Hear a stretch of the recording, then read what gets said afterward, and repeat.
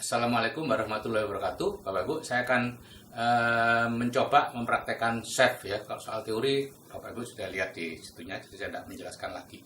Jadi dalam chef itu ada tiga bisa chef atau EFT ya. Nanti dua-duanya akan saya singgung ya. Chef itu Spiritual Emotional Freedom Technique, kalau EFT itu Emotional Freedom Technique ya. Mirip-mirip, beda ucapan saja. Nah, ada tiga apa ya namanya ya. Ya, yang pertama gini, setup itu ya. Didahului oleh setup. Nah, sebelum setup kita lepas dulu kacamata, kita lepas, kemudian HP dan arloji, kalung, gelang dilepas dulu ya, yang dari logam. Kemudian kita minum ya. Minum dulu satu gelas, serternya minum, pasiennya juga minum, masing-masing satu gelas supaya kita bisa tidak dehidrasi ya, kecuali pada waktu bulan puasa ya. Nah, jadi pertama adalah setup ya. Setup itu kita mencari titik short point namanya ya. Itu ada di sekitar sini, Bapak Ibu ya. Jadi caranya begini. Nah, di sekitar sini itu diraba titik yang paling nyeri ya, seperti saya di sini. Kalau saya tekan ini nyeri ya, lebih nyeri dibandingkan yang lain ya. Nah, cara yang kedua adalah dengan karate chop ya, sebelah kiri ya, karate chop. Tempat mana kita karate ya.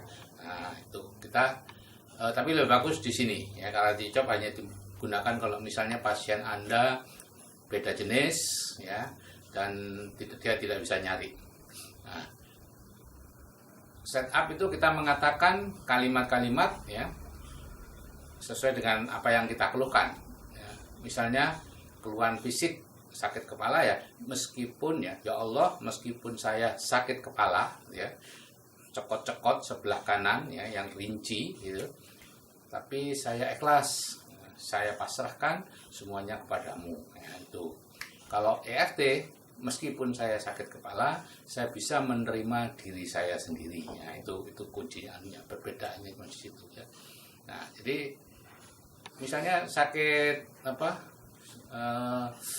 sakit hati ya, sakit hati atau marah, ya Allah, meskipun saya marah karena ditinggal selingkuh oleh suami ya, misalnya seperti, atau karena ya Allah, meskipun sambil mentok ini ya, ya Allah, meskipun saya marah karena ditipu oleh orang yang saya percayai ratusan juta, tapi saya ikhlas, saya pasrahkan semuanya kepadamu. Engkau yang paling tahu apa yang terbaik bagiku dan keluargaku ya. Silakan perpanjang, intinya seperti mengeluh, curhat gitu ya. Nah, itu jadi setup ya. Setelah itu tune in ya. Tune in itu ya, itu diucapkan 3 kali ya. Ya Allah saya ini meskipun, ya Allah saya ini meskipun gitu ya.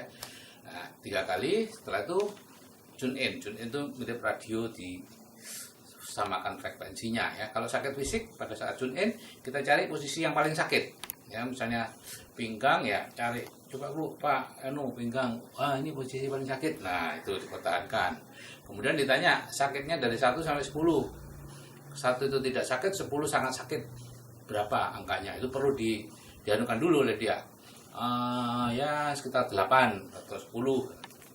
Nah, atau sama juga sakit, tune in pada fisik, masalah fisik, psikis ya, masalah psikis, maka kita merefer ke belakang lagi ya, pada saat peristiwa itu terjadi. Misalnya waktu remaja dulu ditinggal pacar ya, sakit hatinya masih ada sampai sekarang, nggak bisa move on ya, lihat kaki dulu, coba diingat-ingat, Mbak, dulu gimana pas ditinggal ya, bisa nangis ya.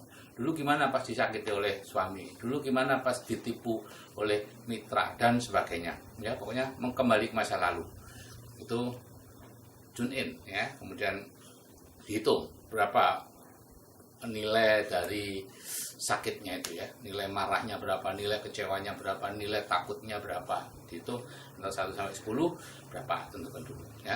Kemudian yang ketiga, tapping ya. Tapping adalah mengetok-ngetok, ada 18 titik ya, 9 titik utama dan 9 titik tambahan ya. Saya akan lakukan dengan cepat saja. Yang pertama adalah ini, kita ngetoknya sambil ya Allah saya ikhlas, saya pasrah ya, puncak kepala ini ya. Dan yang kedua adalah pangkal alis ya, pas pangkal alis itu eyebrow ya. Ya Allah saya ikhlas, saya pasrah ya. ada yang katakan 7 sampai 9 ketukan, tapi enggak usah dihitung lah. Ya Allah, saya ikhlas, saya pasrah. Dan samping mata, ya Allah, saya ikhlas, saya pasrah. Yang keempat, bawah mata, ya Allah, saya ikhlas, saya pasrah. Yang kelima, bawah hidung, ya Allah, saya ikhlas, saya pasrah. Yang keenam, di bawah di dagu, ya Allah, saya ikhlas, saya pasrah. Dan yang ketujuh, ini collarbone namanya, ini adalah seperti kelereng itu, pertemuan dari tulang selangka atau tulang apa namanya, dengan tulang dada ya, bagian bawahnya itu. Ya Allah, saya ikhlas, saya pasrah. Terus yang ke-8, ketiak ya, kira-kira 2 jari di bawah ketiak sejajar dengan puting susu, atau pada wanita di tali BH. Ya Allah, saya ikhlas, saya pasrah. Paling aman ya pakai ini aja. Ya Allah, ya.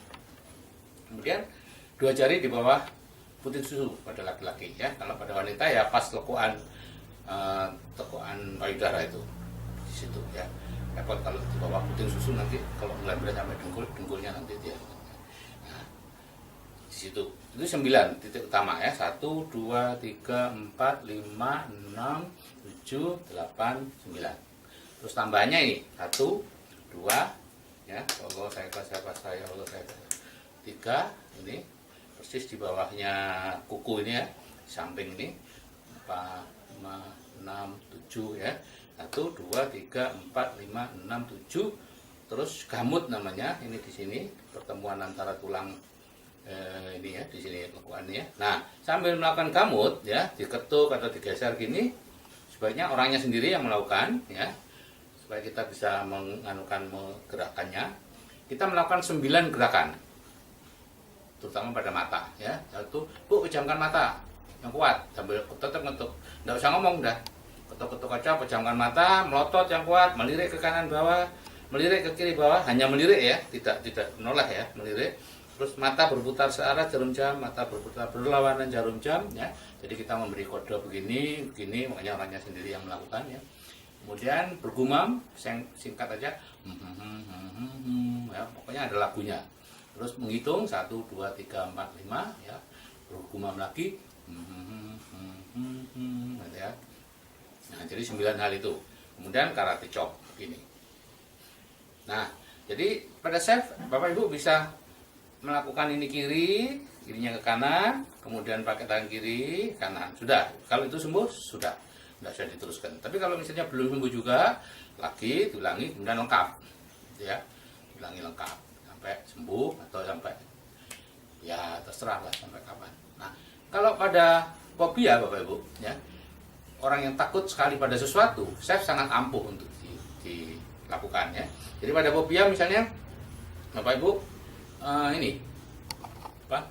Pertama orangnya bahan yang buat fobia itu jangan dimunculkan dulu ya. Katakan saja, Pak, Bu, coba pikirkan yang Bapak Ibu takutkan, kecoa misalnya. Nah, kemudian kita save seperti biasa, kita save lengkap boleh. Setelah itu setelah save biasanya takutnya sudah berkurang. Pak, Bu, kalau misalnya di sana ada kecoa, Bapak Ibu lari enggak? Oh, enggak. Oh, oke, kalau gitu. Oke. Tunjukkan kecoa dari jauh gitu ya, pakai plastik gitu, atau tikus atau apapun bahan yang ditakutkan gitu ya, plastik. Terus orangnya suruh maju. Kalau si pasien begini, nah berarti batas penolakan itu stop. Nah, kita save lagi dengan ucapan tadinya sangat takut, kemudian agak takut, masih takut, tergantung derajat tingkat ketakutannya ya, sampai orang itu bisa berani pegang apa yang takutkan. Itu enggak sampai 10 menit, 15 menit lah. Oke, Bapak Ibu, saya kira itu untuk sementara yang bisa saya sampaikan. Nanti ada lagi chef untuk anak-anak. Oh ya, sorry, saya tambahin aja ya sekalian. Kalau chef untuk anak-anak, kalimatnya beda. Bukan ikhlas atau pasrah, tapi siapa yang paling berpengaruh? Si ibu misalnya, anaknya sering ngompol atau sering main PlayStation. Meskipun saya senang sekali main PlayStation, padahal ibu lebih senang kalau saya belajar, tapi ibu tetap sayang sama saya. Nah, itu kalimatnya ya. Meskipun saya apa yang dikeluhkan, padahal ibu ingin apa ya.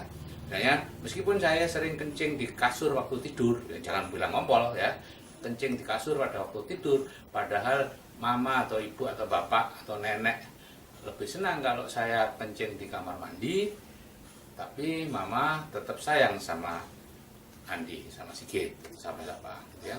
Itu 3 kali setupnya. Kemudian tokannya, mama tetap sayang sama Sigit, mama tetap sayang, dan seterusnya ya. Jadi itu aja diganti.